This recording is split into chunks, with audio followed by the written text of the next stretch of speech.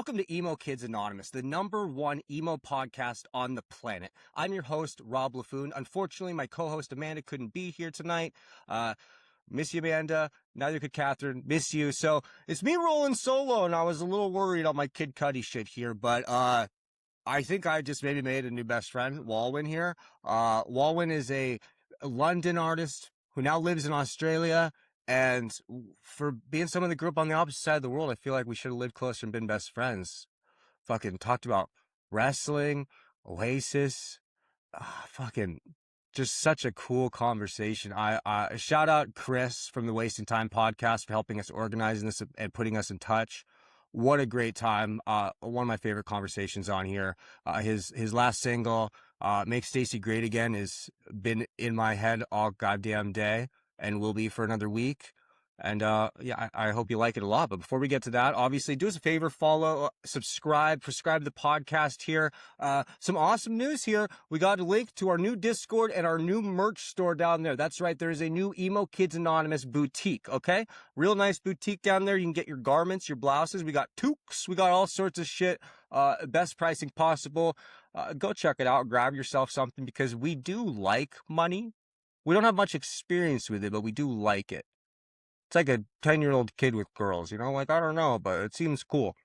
Yeah, that's a weird fucking analogy. I don't know. As always, this episode is brought to you by Protégé. Protégé is the all-in-one face serum. It'll fix your fucking face, okay? You go over to Protégé.com. You enter Emo Kids at checkout. You get your first tube of Protégé for only $10. After that, you go to Protégé.com again. The next month when you need to re-up, you go back to the Dillith and you enter Rob40, ROBB40 at checkout. You get every order after that for 40% off. Now, without further ado, the Will Ospreay of pop punk here, okay? Walwin. Your boyfriend's a racist. He's got a tattoo on his neck that says MAGI. Thank you for joining me. I understand it's probably like 8 in the morning, 9 in the morning for you? 10. It's 10. actually decent. It's a nice, decent time for me. Where are you? Melbourne, Australia. Okay.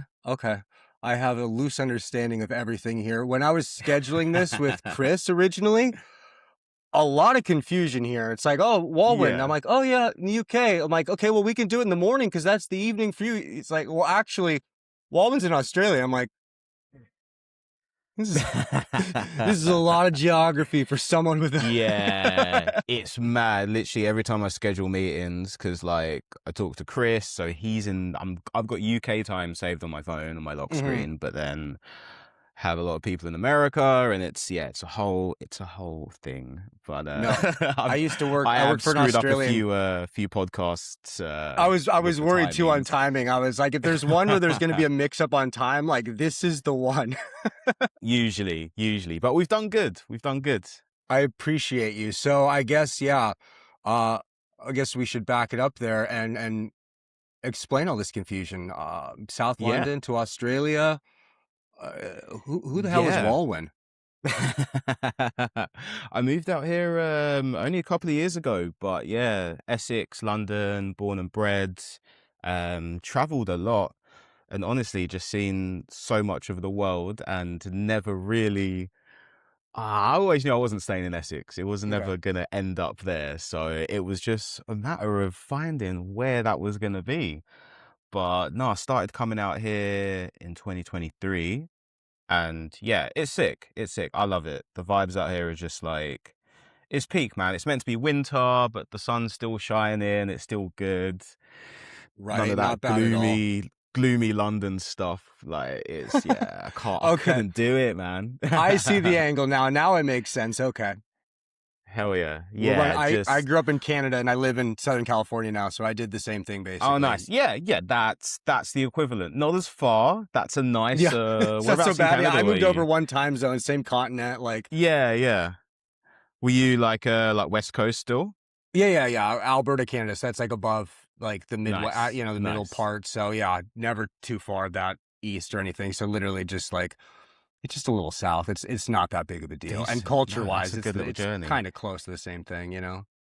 Yeah. So I imagine same thing Alberta's been too. on my Canada, list. Australia, England, Commonwealth countries too. There's a link there where I'm sure England to Australia, like it's drastic, but like You're like, I mean, distance wise, yes. Yeah, but culturally. Culture, you just like, the weird thing about the culture is you just get tripped up every now and again when you don't expect to. Because you look at everything and we're like, we even drive on the same side of the road, which is very uncommon for us. And just everything seems like it's the same. But then you're just like, oh, okay, that's weird. That doesn't happen back home. Yeah. But that's just what happens when cultures develop. Or like, my thing was across always the like there'd be world. different frame of references. Like I Yeah. remember when like Avril and Nickelback blew up. Like I lived in Canada, and it's like there's tons of bigger artists in Canada because they had Canadian radio laws, and there's obviously every country that's not America has their own big artists. But like I was, Yeah. the ones that'd be massive would be unknown here. And then I remember coming down here and listening to the top 40 station and hearing Complicated. And it was like, you guys know Avril Lavigne? So but then there's other things where it's like all referencing. It's like, okay, well, we had different television and Yeah. media, and like that kind of drives everything, I guess. Honestly, that still happens every single day. I get that so much, especially with the alternative scene, Mhm. because it's so much more fragmented now than it used to be. So I'll start talking about a band that was massive in the UK, but didn't really have like international reach, and it's just crickets. Like, it's Yeah, like, and probably same thing there. There's bands from Australia that they're they're like big oh deal to them, and you're yeah, like, what the hell is this? I don't know. people like gas up artists all the time, and I'm like, I don't know who that is. I actually discovered like one of my favorite bands recently was actually at a wrestling show. And I took my girlfriend to a wrestling show for the first time. She hated it. And she was I got a lot to like, say about this. Okay, keep going. yeah, she was like, can we leave? And I was like, yeah, cool. And our friends happened to have tickets to a show that was happening across town. And it just happened to be this band that are like Melbourne legends. They're called the Smith Street Band. I've And heard they've of been that going band for name. years. Okay, You've heard of them? I've Yeah, heard the name. Yeah, insane. But they're the band that opened up were a Brisbane band called Bad Neighbor, and Okay. they are, mate, it's just so good. Just that classic emo sound, like they've Sick. nailed it. And it's got that kind of like grungy like roughness to it, but I think they just signed a new deal and it's like a bit more polished now, and they're doing some good stuff. But yeah, I saw both of them that night just by pure chance. And yeah, the way people just like one of my friends was obsessed with Smith Street Band, and it's just like I haven't seen that like hometown fanatical like attachment in so long, because we don't really have that in London. We're very I was just, cynical. yeah, London specifically. I can think of other Yeah. like UK bands. Like I think of Oasis, but they're not London. I you was know? just about to say Manchester. Yeah. Absolutely. Like if you see like Oasis in Manchester is ridiculous, or like the 1975 or someone like that. Like they Oh. have that hometown like thing. Are the 1975 from the London, same? not They're really. both from Manchester. Yeah, you wouldn't think Holy it. They shit. sound very posh and No, British, I would but they're almost think it Manchester. as an outsider, just in the sense that like Matty Healy has such a fucking Liam Gallagher sense to him, almost. Yeah, right. Yeah, in attitude, but like I think he's just more eloquent. And so Yeah, like people you said, more posh. Just grew up with more they just internet, more assume he's from lookbooks. London. I mean, I think he's lived there most of his life. Like his mum and dad, they're both very famous. I've seen his mum more in things. She's like on Oh. our like daytime. I don't. She's on the UK version of The View in The the View, yeah. US, like that little like panel show. Daytime She's one kind of of talk those. show. Yeah. And his dad was a actor back in the day, them like old British TV shows. No way. So I'm just assuming he's lived in London in that kind of Yeah. industry for a while. I've never but once yeah, seen no, anything Manchester online guys, about 1975 Nepo baby stuff. I've never seen anyone mention that. It's like Julian Casablancas, where it's like you find out his They're dad is this rich. everywhere. Yeah, I'm like, fuck, that news didn't make it over here. They did a good job squashing that. Nah. Good PR team. I mean, look, credit to them. They're one of my favorite bands ever. But it helped. I'm sure that would have heled. Yeah. It can only take you so far, though. Nah, but it's interesting watching them try and sort of reclaim that like gritty Manchester-ness. But it's like, nah, you're not that. But they are that. But they've spent so long like not being that. Being Like, I the generally opposite. thought they were from like West London, like posh, like Brighton at the most. But they're They're gritty Manchester boys. Hell yeah. And I think the hometown, like, they have that kind of support, like, and just the scene in Manchester. There's so many venues. I'm not sure about now. The UK is just going through just the same thing as everywhere else, just venues shutting down left, right, and centre. It's getting hard for smaller bands to be discovered and just hone their craft. But I feel like when those guys were coming up, because I think they've been going for like 20 years almost at this point. Same lineup. And there was a video he did with Matt Healy and Zane Lowe, where they just went around Manchester to all the different venues where they used to play and all the history. And a lot of the places, if I was to do that video, a lot of the places in London that I remember like coming up in, like, they're gone. Like, they're not. That's a tough part. Yeah, you take them. The Paid Paradise, they put up a parking lot thing. You're like, oh well, Yeah, right here dude. was the venue. We used to smoke cigarettes outside. It's a Tesco now or whatever. It's peak. I'm curious about a couple of the LA ones that I played at as well, if they're still going. Because I played Where'd you play here? Random spots. I've played at a venue called Los Globos. Los Globos, I believe, is still there. I played there as is that well. There's still? like multiple rooms. Yeah. I played there one time, and there was like a DJ in the next room, and you could just hear the thump going at like 20 BPM less than what we're playing. It was a bad time. Yes. Crazy. It was sick though. I think just to be playing in LA just felt cool. Like, wherever it was, I was just like, yeah. Hell yeah. like, And that's like LA too. That's a cool spot. Yeah, Like, that's proper. Okay, I did this feels that. cool. And I thought I was playing the Whiskey A Go-Go, but it was some random room next door that they'd opened up as like the small band room. And I swear to God, it was just like a cupboard. It was like a tiny like side room. Interesting. Yeah. That must be new. That must be new there, or somewhere else right there. Was it the Rainbow Room? That sounds very familiar. It's like a bar. Is that... It's like and you go upstairs and you're literally in like a little like tucked in thing there. Yeah. Lemmy from Motorhead used to live above that bar. That's crazy. Yeah, that's the cool fucking bar. I'm remembering bits of that lore. I think that might have... that's it. That's good knowledge of LA, because I completely forgot the name of that room. Yeah. Because that's like next door to the Whiskey, right? Yeah. It's just down the street. Yeah, it's next door to the Roxy, but they're owned by the same guy, if I'm not mistaken. Yeah. Because I think the promoter that was like booking me, they like was like, oh yeah, Walwin can play like the Whiskey, and I was like, I don't think so. Was it Kelly McGarry? No. Oh, I was like, who was it? Oh God, yeah, this is like 2014. It was very Walwin, sketchy. I was playing the random. Whiskey in 2014. We could have been on the same That's goddamn mad. bill. I was like, yeah, we had a residency in 2014 at the Whiskey, but we never got to play the Rainbow. The Rainbow's where I wanted to play. That was the cool place. The Whiskey kind of sucked. That's mad. That's so so I didn't funny. Appreciate it. I didn't appreciate it for what I should have 2014, 15, 16. That's when I wow. We could have ran into each other. That was a time that I loved LA. Yeah, I think 2016 is when I did Los Globos. But what else? I swear I did. Echoplex. There was a thing going on there. Was that? Yeah, it was like emo night. Yep, that sounds right. They used to do that emo night at the Echoplex before they moved it. Yeah. And then I was I was there recently. I was there in 2023, and my friends in a band called Magic Whatever, and they played emo night at the new one, like the big venue, the Avalon. Yeah, that's a nice spot. That when I walked into there, I was like, this, like, for us in the UK, like, we don't really do like grandeur very well. Like, that's an American thing. Like, you guys It's have all very the much nice it's kind of our thing. It's like, like, what can we do that's different? Like, we can't be quaint.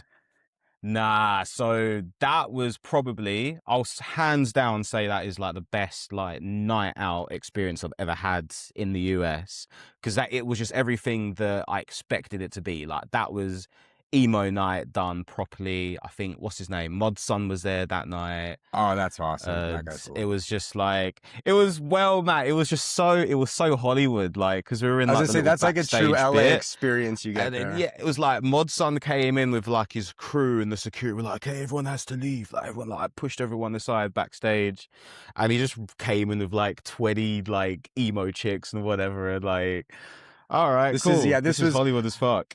yeah, yeah. I know. Yeah, Mod Sun would have been sober then too. Yeah, that's sober Mod Sun. Just that was fresh out of a engagement with Avril Lavigne Mod Sun. So I that makes literally sense. think it was like a couple of days after. I remember someone I was gonna saying say that sounds something like about rebound that. material. Yeah. Hey man, look, that's Avril. That's the queen. Like, Right? where Yeah, I do you get go it. after that? I get Like, it. Yeah. Speaking of I feel Avril it. and speaking of her other ex beau, I'm under the impression that you started playing guitar because you saw Nickelback in Josey Scott's Hero video. Hell yes. Is that true? That's 100% true. You've done your research. That is amazing. I can't tell you what that movie, what that song did for me. It was just, mate, that time, like, what was that, 2001? Yeah, When that late Tobey Maguire 01, Spiderman right? came out. Yeah, yeah. Early I was 01? I think I just started secondary school. Okay, I think we're And the same age. yeah. Yeah. I was born September 90. Okay, I was born July 89, so yeah, you would have been like a grade Oh, under, yeah, probably, yeah. So like that, mate, when that song dropped, I was like, what is this? Like, this is sick. Because I'd already been sort of like lightly introduced to guitar music, like through wrestling. That was like the true origin. Oh, you're a Like, wrestling mate, guy. I fucking like this. Okay. dude, as soon, oh, mate, I've got a song you'll appreciate. Being a Alberta native, I've got a song called Screwjob 97. There we Does go. that mean anything Sick. to you? That's great. Just yesterday, I'm setting up our merch store, and we have a shirt that's black and pink, and I gave all the shirts like these little kitschy, like the Britney, the this, and I originally called it the Brett, and I was like, no one's gonna get it. Dude. I changed, but I was like, Nah, to me, mate, that's the you gotta Brett. go for I might it. flip it back. There'll be a Brett. There Honestly. has to be a Brett. Yeah, dude, I'm biggest wrestling fan. Honestly, pro wrestling is like, to me, the number one purest form of entertainment on the Yes. planet. Like, It's the world's greatest variety show. There's 100%, something on there man. for you. There's something silly. There's a fucking blood Everything. feud. There's a guy going off a ladder. There's goddamn There's comedy, Danhausen. there's Yeah. like, there's drama, there's love, there's romance, there's all this. And like, pretty much, so that was like me before I found music. It was just full like that. I got the last bit of the Attitude I was Era. gonna say we're and right at that then, same age. Yeah, I feel like we have very similar lives here, being very so far there. apart. Like, and then like that late Attitude that Era, I started like Invasion era. 99. Yeah. Literally like, I was like 2000. I remember it was literally 2000s, like Chris Jericho had just come in. But then I literally went back. I was the most like, I had like autism as a kid, and then ADHD just sort of matured later on. Yeah, blended in. Because I was fixed in. I went back and watched everything back to like the Bob Backlund era, all that shit. And then, yeah, that 2000s, I had the Invasion stuff. And then I think Ruthless Aggression's where I was just like, I'm not really feeling it. Like The Rock left. Kind of Lesnar slipped left, off for a Goldberg minute. left. Yeah.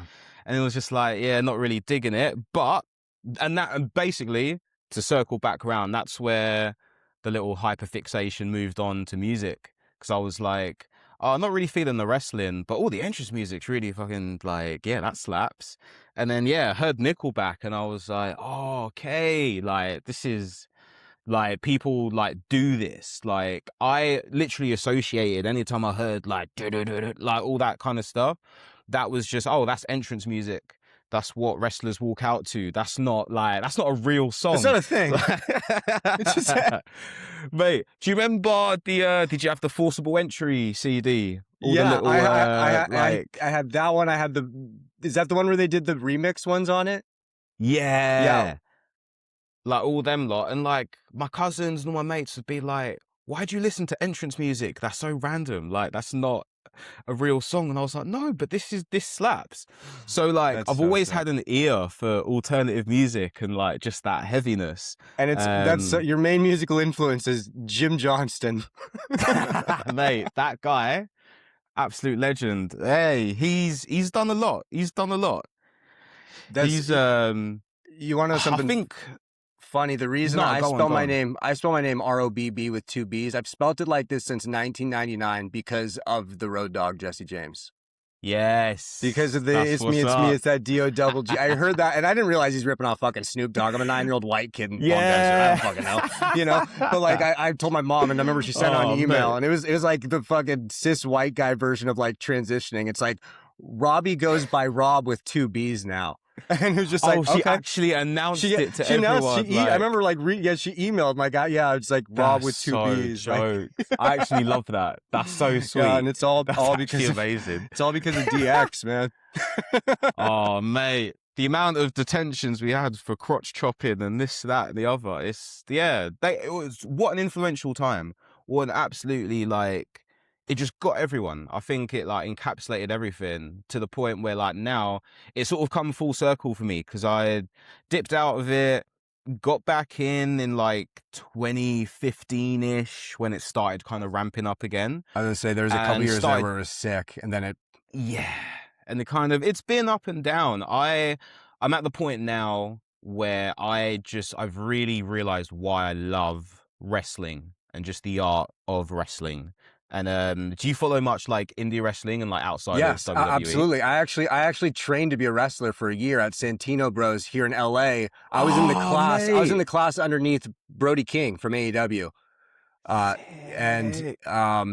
It was, oh my God, it was so gnarly. No, I love Santino I think same thing Bros. Where it's wrestling to me is this is especially to me, okay, you see WWE, that's pop music. You're watching, that's Sabrina Carpenter. Exactly, it's good, but if you don't like that, there is a wrestling out there for you. It's you go to an indie show, this shit's you're at a punk rock show.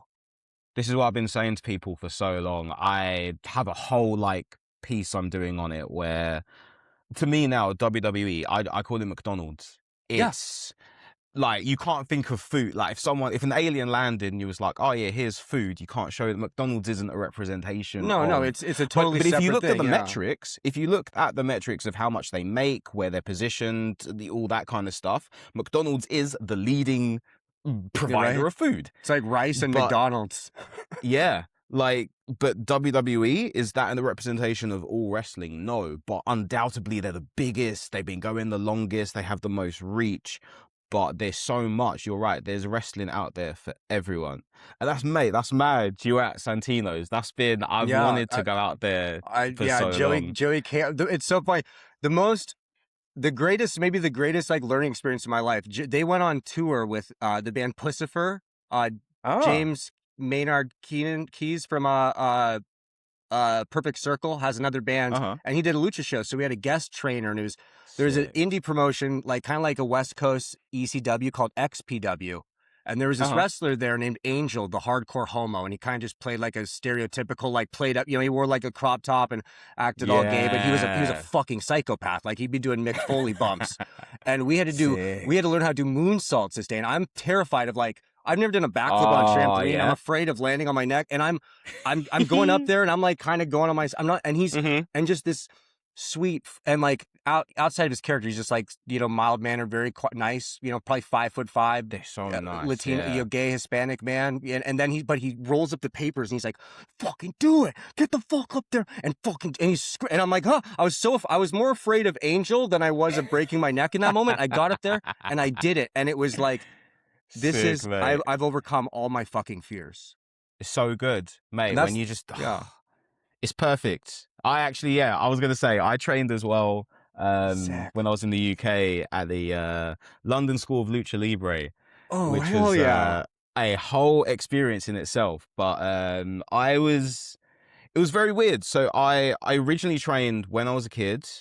My parents, I convinced them to let me train as a wrestler when I was 11, which is mad. That's wild. But I went to a school called Dropkicks, and there was some old Brit rest back in the day stuff. Catch as catch can kind of guys. Yeah. More the origins of British strong style. Yeah, Thatcher that, kind of guys. Era. We're here to beat you up. We're serious. Exactly. Wrestling is an art. pretty much. But I loved it, man. I loved it. But they had this weird, not weird, I get it. It was not a disdain, but kind of just they wanted to separate themselves from they were oh, you like all that American stuff, you like all the WWE, let's show you some real British kind of wrestling. Yeah, same thing. It was very much you gotta watch the Japanese stuff, you gotta watch the British stuff, the Mexican stuff, you gotta go back, you gotta watch don't be watching this shit right now, you're gonna get all the bad habits. Don't watch fair. John Cena. You know what? Which is true. In hindsight, very fair. But I was like me and Will Ospreay just have this weird overlap where we just keep missing each other. And so he joined Dropkicks when just as I left. And then he was like, when I joined Lucha, that was when he just got signed to New Japan. Oh, okay. Just before. But it was crazy. I was actually my first flight back from LA. I bumped into my old wrestling teacher from Dropkicks, Greg Burridge. Legend of the UK scene. So she bumped into him on my flight, and yeah, he told me about the school he was running in Shoreditch. And I went down to kind of be like, I think I was like 25, 6 at the time. So I was like, oh, I'm just gonna be a manager, and I'm just gonna cut promos and that kind of thing. Well, I was the same age. But where it's mate, like I'm a little too old. Yeah. I don't know, dude. As soon as I saw the ring, I was like, oh man, I want to bounce around it. I want to do some stuff. And look, I'm not saying anything, but me and pro wrestling, I think it's the storytelling element. If there's a story involved, my body is up for anything. And just that, like, I have like a background in like, you know, like football and stuff like that and rugby. So I'm semi-athletic when I want to be. But no, all the trainers, they just said I had like a natural just take for it. And I just got it. Something about me and wrestling, we just understood each other, and I was loving it. And I got injured just before lockdown, and really haven't like trained seriously since then.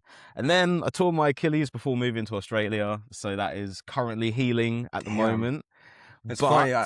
We got to change it's on the radar, man. It's on the radar. We got to change that tagline from the Fresh Prince of Pop Punk to the Will Ospreay of the Warped Tour or something like that.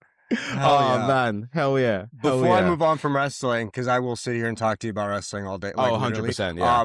What's your Mount Rushmore wrestler? What's your 4? Look, The Rock has to be on there.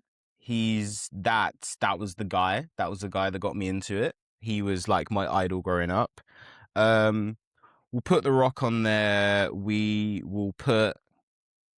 I'll put Greg Burridge on there. He's a legend of the UK. He's it. He's trained the next generation, and deserves his flowers. From a technical wrestling standpoint, I think I have to put Kurt Angle on there. He was just my guy. He was just a joy to watch back in the day. I didn't always like his character, but he's someone I didn't I've either, gone back but and we were too young. It was like he was just such a good heel. Yeah. And as well, reluctantly, because I don't know, I just think he's a dickhead. But Triple H, he's like, man, he's up there. He's the GOAT. He's like, I will actually say he's the GOAT because like, every major rivalry I think of, like literally I remember the episode of Raw that got me into it was Chris Jericho won the title, but then he didn't, and Triple H was like, he got all of DX and they hit him with a sledgehammer, and I was like, how can you hit someone with a hammer? What's going on? So like, he's always like, every major rivalry I think of, Triple H has been at the center of it, either as the heel in the story or behind the scenes writing it. That NXT black and gold era, that's him all over mate. So I gotta give it to him. Triple H, how bad Rock, we had it at the Angle. end with the old man too. Like Triple H, the booking isn't great all the time, but like there was motherfuckers eating dog food and girls out there in their underwear. Man. Like he's doing a lot better.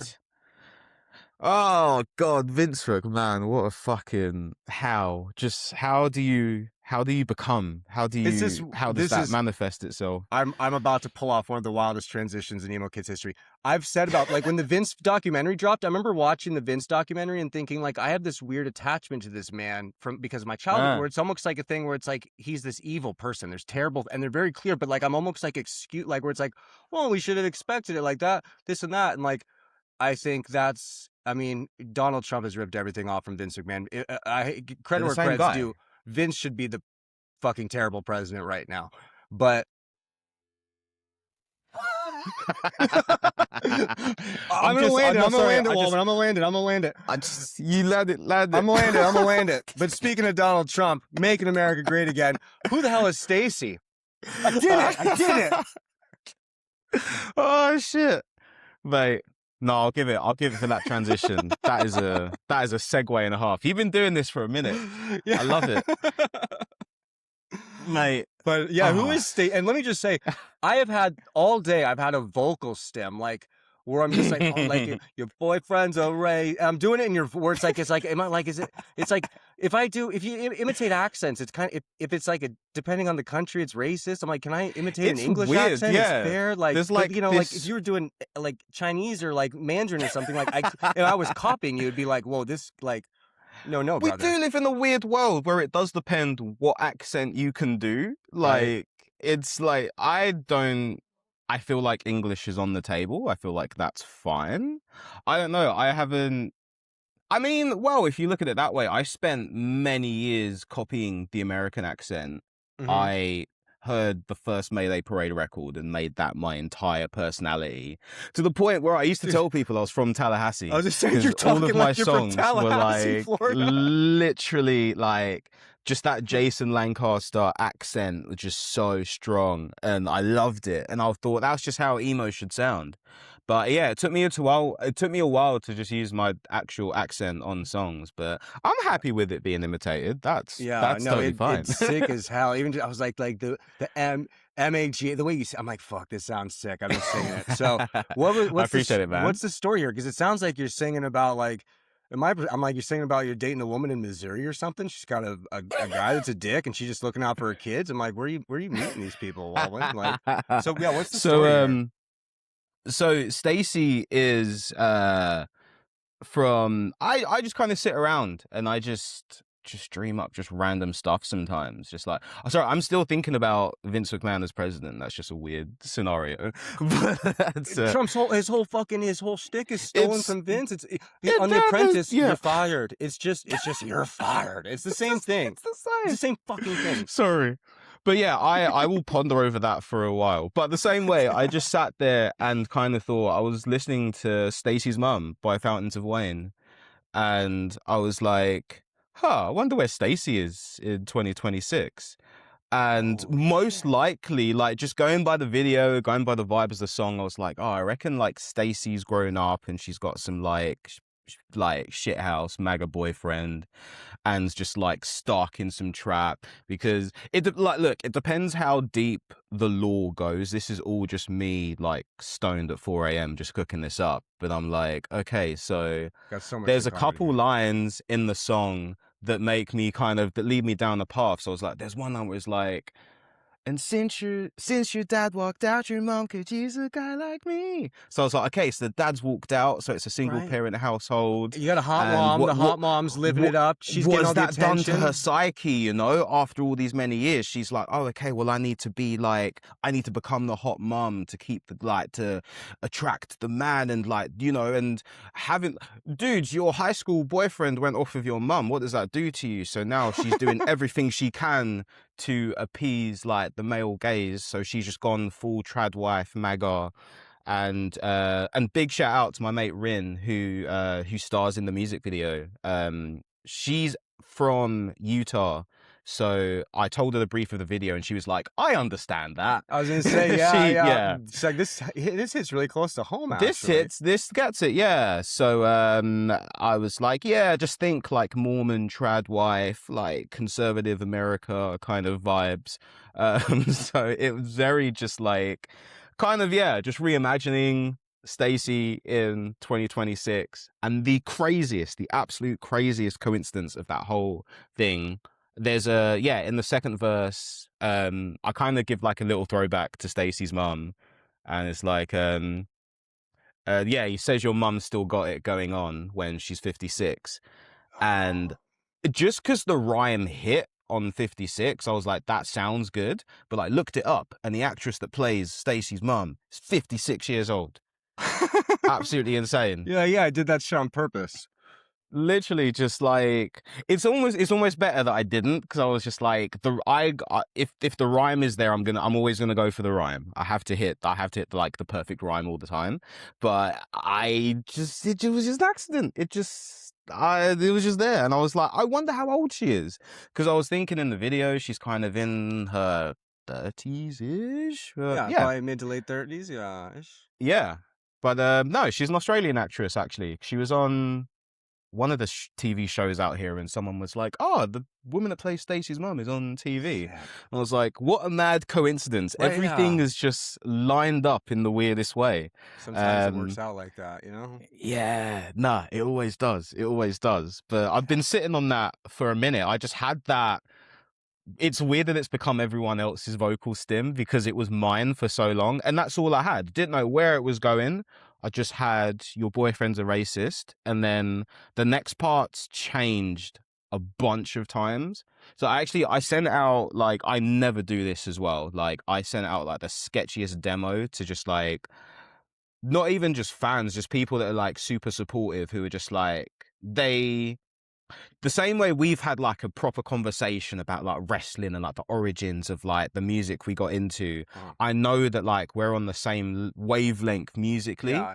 and there's so many people that I talk to on my Instagram and on TikTok who they don't make music, but they appreciate the fact that like I put wrestling references in songs and like I do things in a certain way that people don't do anymore. And so I'm like, cool, you guys, you get what I'm trying to do. So I sent them like the rough of Make Stacy Great Again. And what was I can't remember what the original line was, your boyfriend's a racist. He would have voted for Trump if you lived in the States. Because originally I was going to make it based like as someone I knew, like in the UK or something. But in the second verse, I say, Stacy, your boyfriend has his hands around the waist of a waitress in an IHOP. And waist of a waitress, again, I cannot leave a good rhyme on the table. That's also, IHOP is my home. IHOP is like the true American institution, like to me. So I was never going to leave IHOP out of the song. So they was like, well, if you can't not be in the States and he's flirting with someone from IHOP. So I had to rewrite the story, and so he just has a MAGA tattoo now. I love that the most important part was just making sure that iHop could stay in here and keep it like regionally correct. 100%. I still have I have a tweet screenshotted from when they replied to me because I was like, I'd made my first batch of like perfectly looking pancakes, and I tweeted iHop, and they were like, nice try.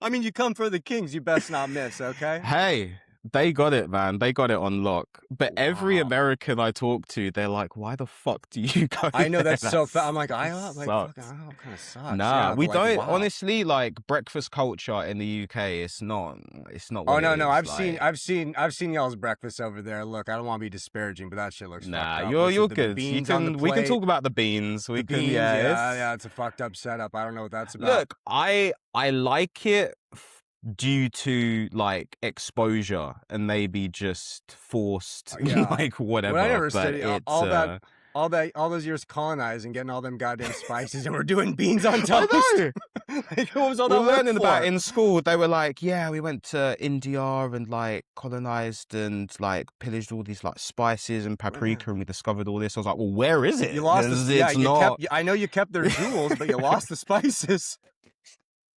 Honestly, maddest country ever. I don't understand it, so I had to leave. But I get it. I mean, it's the older America where it's saying that was America first kind of thing. That was the superpower pissing people. Like, it's like, okay, relatability. That's why these seem to be the two accents you can make fun of, because it's like, well, you're not really kicking them. I think that's what it is. Yeah, it's that kind of proximity to the majority that you can and like kind struggle and stuff like that, It's punching up. It's fine. Yeah, exactly. Yeah. So anyone whose vocal stim is also your boyfriend's a racist, you can do it at your heart's content. It is absolutely fine. We'll take that. Just make sure you play it every time you do it and get it past that 30-second mark. So I get my goddamn Australian penny here. The absolute pennies that Spotify decides to dribble to us artists every now and again. God bless the overlords, Daniel Ack. Don't fucking send a drone at me. You mentioned Fountains of Wayne. One of my favorite bands, and a band that's like unfairly labeled as a one-hit wonder. I Mm, think because of Stacy's mom. I know you when you toured with Wheatus, you talked to Brendan from Wheatus about that. mm, I think I read an interview you're talking about playing Teenage Dirtbag, and you're thinking like it could be boring, and you're yeah, like, it's only about we're lucky to have that one song that crosses that fucking 100%, mark, and it's man. like I'm like Yeah. that's there's bands we've had on here that I know and I've talked to them and I've said it a couple times where it's like if we lived in a proper world still, this song would be like there's a band Equipment. They have Tequila Red Bull. This song, oh, it's great. I'll send it to you. And I'm like, Mm. if this is 2001, you guys would be Wheatus, right? Like this would be Teenage Dirtbag, and you'd be one hit wonders, and it would. And it's not even that your other songs aren't good; just this one song so good that you wouldn't be able to live up to it. Yeah. And it's like that And world doesn't exist anymore. that's a And good problem. that might, yeah, and that might sound like, oh, gee, one hit wonder sucks. Like, I mean, a lot of them passed away, but like LFO, like Mm. Summer Girls, these songs, these maybe they don't last or whatever, but it's like you gave the world It's, this gift. but it's really the intent. I feel like it's the lasting intent, and I think that's what that conversation with Brendan, it was amazing at the time, and I'm so happy I had the grey matter to kind of take that in at that moment, because it's something that has stuck with me. But I've like deeped it as I've gone on, and I've gone deeper and deeper into that, and it's to the point now where like hearing him say that like all of the rest of our friends in New York doing bands, they're struggling, they don't even have that one hit song. So when like, hey, you're a one hit wonder, whatever, but like you didn't, like you still reached people at that point, like you made that thing that Exactly. connected with so You're many already in like people. the 0.1% of the industry, but Yeah, also like in a weird sense of like art, you're giving people something like that. Like you made a lot of people fucking happy for like generations. Like exactly. One And that's it. Direction, one of their biggest songs at the beginning of their career was a Teenage Dirtbag cover. I know they would do that live, and it's like these kids were barely, they were babies when that came out. But it's Yeah. like, yeah, it might, but you gave the That world something song really lives nice. on forever. Mhm. And It's a there was legacy. actually like there was a quote that Matty Healy said a while ago, and it was quite interesting. He said, like, I want people to not be able to listen to the 1975. Like, I want you to be like, oh man, I can't listen to Sex because that reminds me of my high school girlfriend, or, Wow. stuff like that. Like, I think that's so much more of a rewarding experience than being like, yeah, I got a couple million streams, like, that's Hmm. cool. But this one dude wrote to me about how like Thorns pulled him out of his divorce and, like put his life back on track. And I'm like, I have that, like, I'm gonna print that and like frame that on my wall, because That's that's like impact. You're legitimately changing dude, someone's like fucking life. that's where it's actually at, and that's what I've had to really focus on and really appreciate the fact that you're right, that them times aren't coming back. You actually, even if you are like, you have that one hit, you're talking like it's a It's not the streaming same. hit, it's Yeah, a they're TikTok not hit, buying they're not buying a so million you're of not your even. $12 record anymore.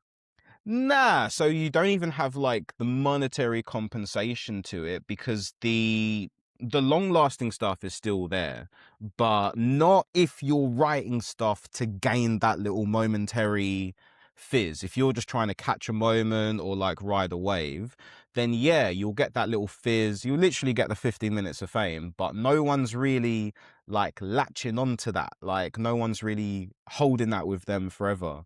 Like, I'm It's obsessed with this one song at the minute that I will confidently say I probably will not listen to it after this year, but it's just mad. Have you heard the one that's like, rest in peace, my granny, she got hit you by hit a with the bazooka. bazooka, yeah. Like, what? Like, what? What is that? But it's like sick. Will I be listening to that when I'm Think 50? about it every time I hit the No, but hookah. Yeah, what a fucking what a song. Yeah, I don't know if it's gonna live beyond this year, but like, wow. nah, but right now, banger, No. cool. But I'm not focused on that. I'm not going to throw away everything I'm doing to try and ride a wave or do some random stuff. Nah, I found a niche for myself where I can freely make songs about the most controversial time in professional wrestling, but make it sound like a breakup song, and people dig Beautiful. it. And I can just sit back and just do that, and people love it. And I'm like, cool, that's the key for me. The key for me is no one kind of sways me to change what I want to do. Like, I don't see bands doing something and I'm like, oh, okay, that's what we're all doing now. It's like, no, I'm doing my stuff. Like, I want to dress the way I dress. I dress like the Fresh Prince. I want to write songs that I want to write. Like, I'm tired of all this, like, ex-girlfriend, high school bullshit. Like, Right, yeah. we're all in our 30s. We all grow just up. want, like, fun times, breakdowns, like, but also, like, there's a war going on. There's actual, like, things happening in the world. And I feel like not ignoring that just feels very dystopian. It's just a weird, like, I'm in this weird space where I like to be plugged into what's going on. I always listen to new bands when they come out, but I'm just like, I just get like disappointed every time I listen to a band, and I'm just like, it's all this very like ethereal, like the lyrics have a lot of imagery and double entendres, and it's not really saying anything. No, You're just no. like, it's just a word They're just salad words that sound of cool. like emo buzzwords, like about the ocean and all this kind of stuff. And it's like very, okay, cool. You made a good song. There is a good riff and the production's great. And yeah, like the lyrics, they sound good. I've not taken anything away from it. There's no message. There's no story. You've not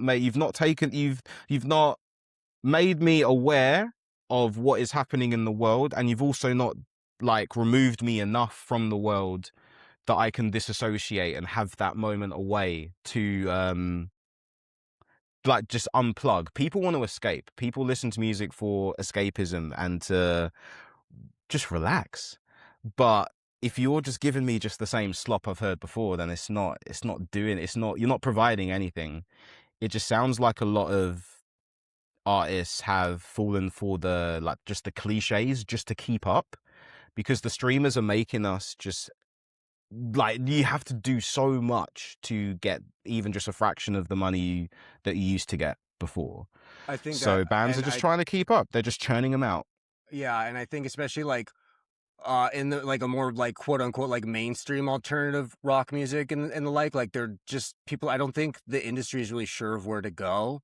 Like they kind of seem, the bands that seem to get the push or promote, like I know like President is one, right, that's getting, it's like these aren't really rock bands. They're just, it's like, it's very heavily produced, like Sleep Token as well. It's like, you're not really like, it's like they're trying to be pop music, but like it made sense when like an Avril worked because like, well, the pop stars then weren't edgy at all. They were virgins and they were blah, blah, blah. But it's like the pop stars now are talking about fucking sniffing coke in the bathroom. Like, you know, like we don't need edgy, like we don't need edgy alternative, rock pop, because we have Charlie XCX and shit. Like, but it's fake. Do you not think it's like fake edgy though? I don't think it all feels like fake edgy. That stuff is, because it's all just very consumerist. I think the stuff that's been sold to us as edgy is just very like, yeah, like I'm edgy because I'm at the club and I'm doing coke, and it's like, no, like edgy is being punk and being like, hey, the president's rounding up people and putting them in black bags right now, but I'm still gonna chat shit about him.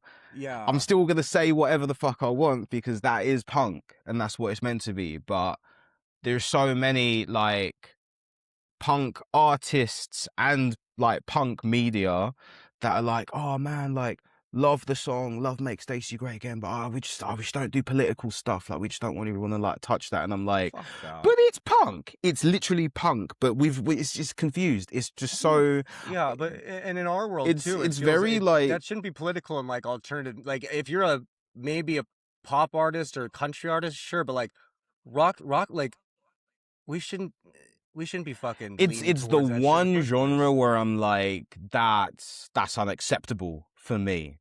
Right, and a big reason why is I've just had that disconnect from a lot of bands, and it's not. Again, I'm not expecting everyone to be political because I've never been a huge fan of it. There were like a few bands like Rise Against that I enjoyed growing up, and they always had like a very strong message in their songs. But other than that, no, I've not been into music that's had like an overtly strong political message. So that's not what I'm asking of everyone. I'm just like, I just want something. Like just give me something. Like tell me about you. Like what is going on with you? Because these bands, it's not, none of it's personal, none of it's current, none of it is. I just don't relate to any of it. I think ultimately, when you've seen what's going on around all of us and everything that's happening, it just seems very disingenuous to just rely on tropes. It just feels very psyopsy. Like, And I don't know. It's just like, what are you trying to distract me You from? know, it's cheap pops and it's cheap heat is what it is.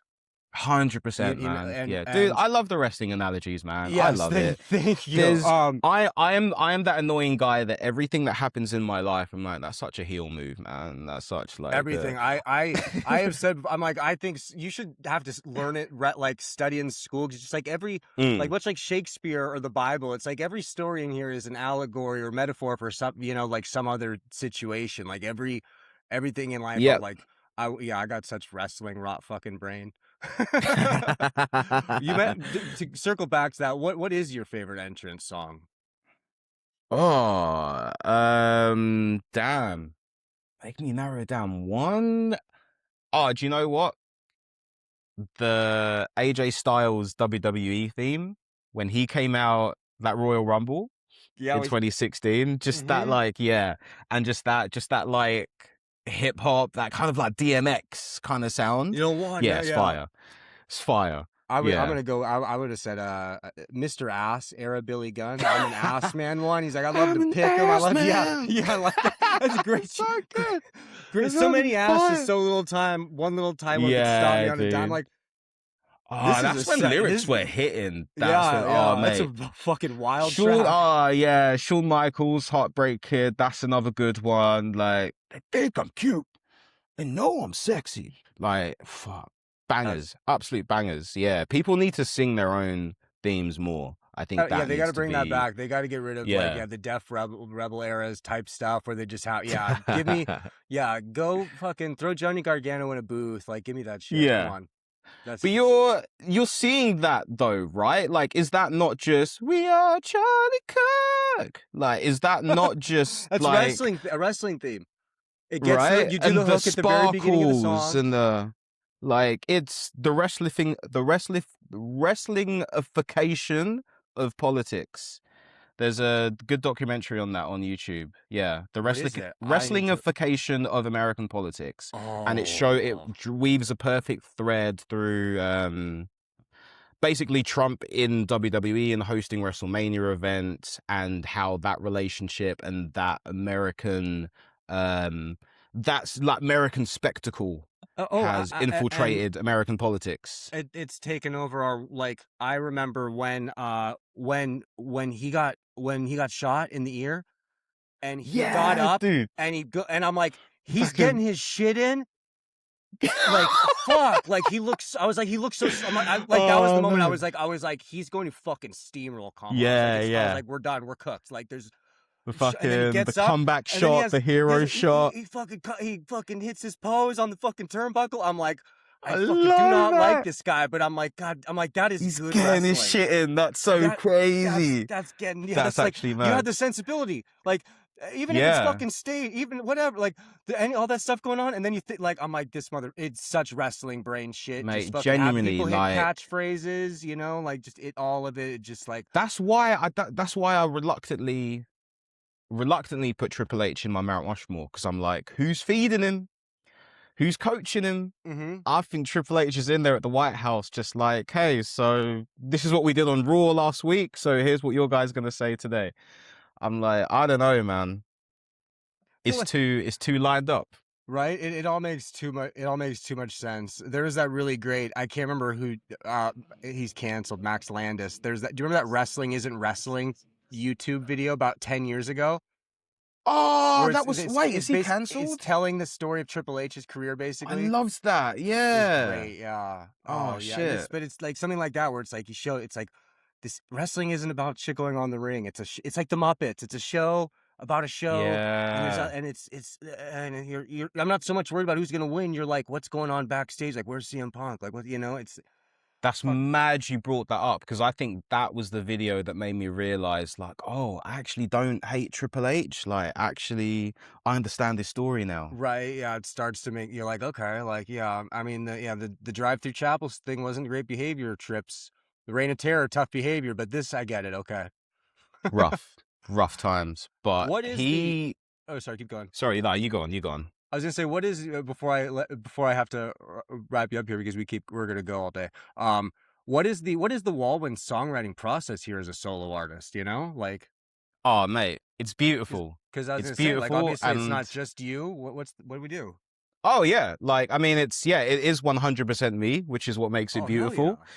And it's been a process that's kind of evolved over and over the past 20 years of trying to release music. And essentially what I've come down to is I just need peace. I need to be like in my zone, in my element. It's usually like the wee early hours of the morning. Like I've tried to be the typical songwriter, and either that's collaborating with people or trying to do things at a regular time.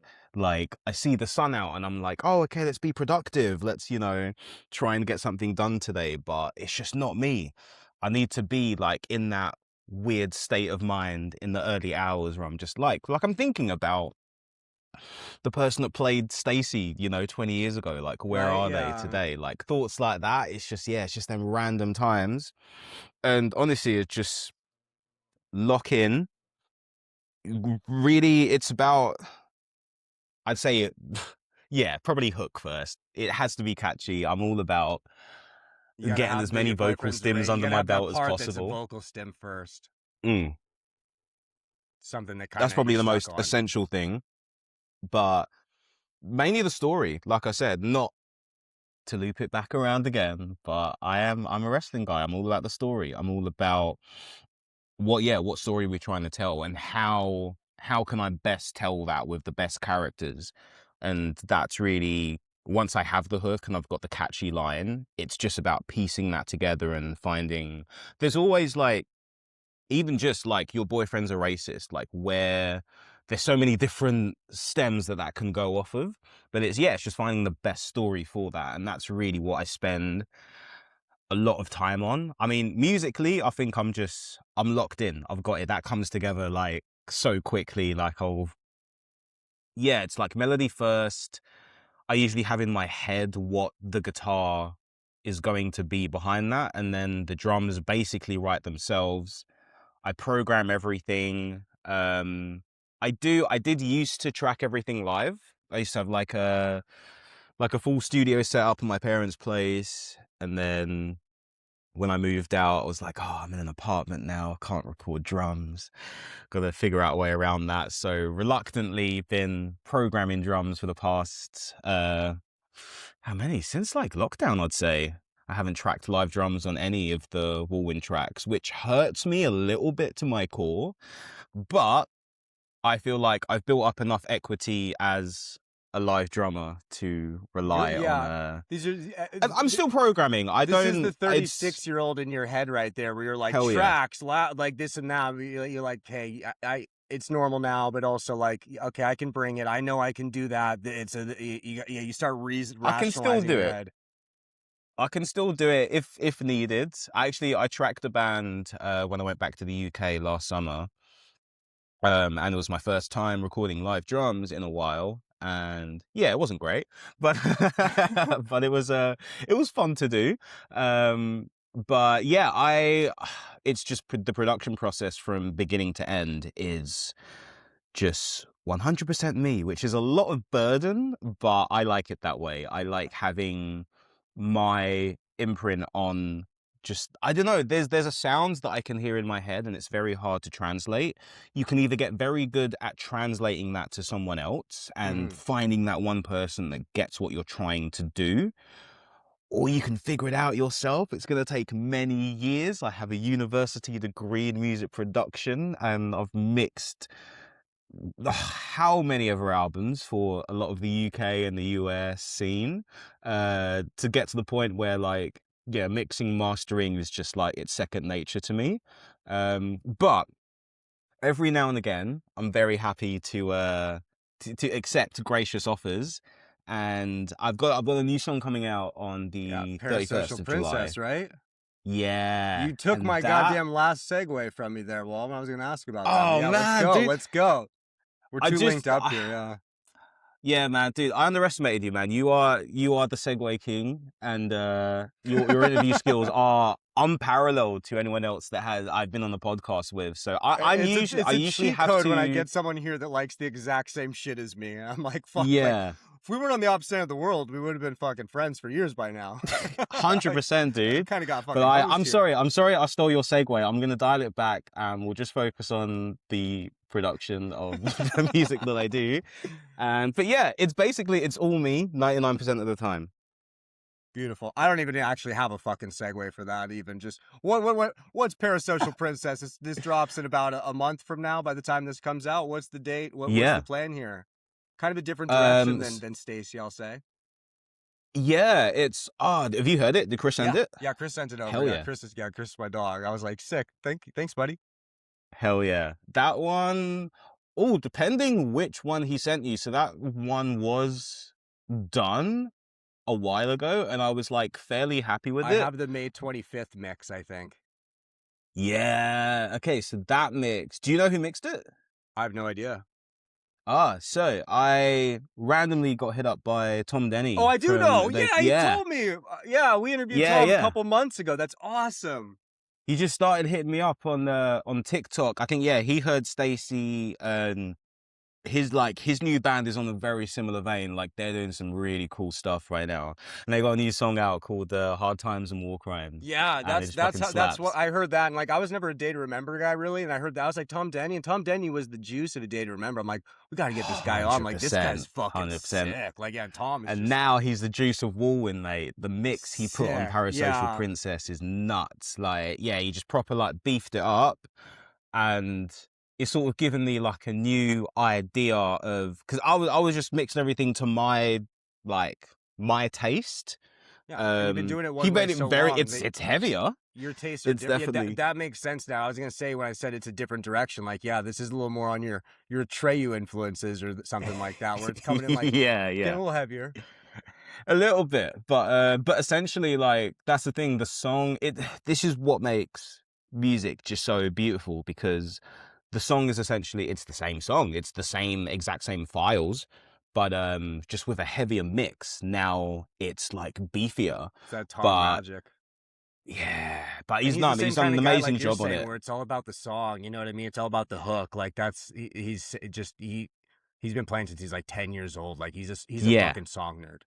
Yeah. So I'm really excited. We're writing some stuff together. I said, like, mate, if you have whatever is in like your scrap heap pile, like your like fucking, that's the trash song. I'm like, You're like, it probably slaps to me. One man's trash is another man's treasure. Yeah, Tom Denney's trash could be your 100%. treasure. That's all. When does that come out? When is everyone else gonna get to hear this? So that is July 31st. Wow. Next my- month. Yeah, my birthday. Friday. Oh, no way. Amazing. My birthday's the 30th, but the 30th is the 31st in But Australia. it's You know, basically, same shit. Yeah. yeah. Hell Hell yeah, yeah. probably somewhere. Somewhere, Amazing. Well, yeah, happy yeah. birthday in advance. Yeah. Thank His you. depressing song about parasocial relationships and how complicated they are. Beautiful. Yeah. Thank you. I really could have used that at this time. I appreciate Yeah. it, Walwin. Before I let you go, last question. In America, everyone talks about AIM away messages, AIM, AOL Instant Messenger. In Canada, we were MSN Damn. Messenger kids. Hell yeah. And you were Yeah, an yeah. MSN kid as well. When I heard Big Stop time. Living and Don't Dream, I heard that MSN line. I immediately had to like go write it down. Today, Walwin, in 2026, we're still using MSN Messenger. What's your away message? Damn. Oh, man. My away message. Oh, damn. It's very, very simple. It's actually a tagline that I have at the start of my album, and it's fuck greed, white supremacy, and free Palestine. Beautiful. We here at Emo Kids Anonymous endorse all fucking three of those things. Beautiful. Hell yeah. Walwin, you're fucking, what a treat. Amanda's taking care of her sick kid today. Our producer Catherine, she sent us some like ring cam door cam footage. Her neighbor damn. got punched by a random person on the street. Like Jesus everyone has Christ. chaos, so it's me by myself. I'm like, I can handle, and I'm like, I'm gonna tell him like this is one y'all should have left me alone for anyways, because I didn't. Amanda, I love you, but I had to have an hour with you. I appreciate the hell out of you for joining me, Walwin. Mate, I appreciate you having me on. I'm such a fan of this podcast. Like, you guys do great stuff. You have great conversations with people. So I'm just happy to be a part of it. Thanks for letting me yap for a little while. We're dying over each other.